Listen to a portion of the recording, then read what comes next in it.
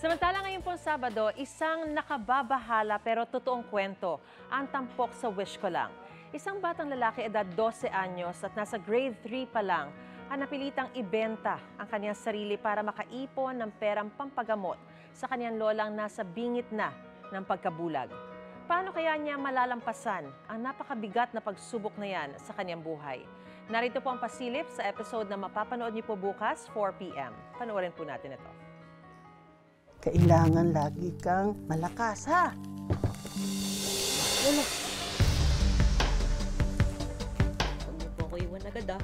Iwan, mamamatay na ba ako? Lola, huwag kang mag-alala. Mag-iipon tayo.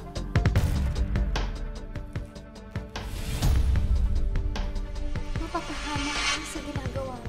Hindi kita huhusgahan. Gusto mo sabihin namin yung sikreto mo? Ay, naku! Nasabi mo! Yung apo mo yan, yung batang yan, kutong lupa lang yan. Amin na baan mo, Toy? Huwag mo sasaktan si Totoy! Amin na pera mo! Tama na nga! Wala ko yan! Amin na pera mo! Ginawa yun, Toy! Nagawa ko lang po yun kasi kailangan po natin ng pera. Para sa pag-opera niya sa mata. Mahal na mahal ko po kasi kayo lang. Kaya ko po nagawa yun. Hindi mo kailangan gawin yun na po. Abangan sa Wish Ko Lang ngayong Sabado, 4 p.m.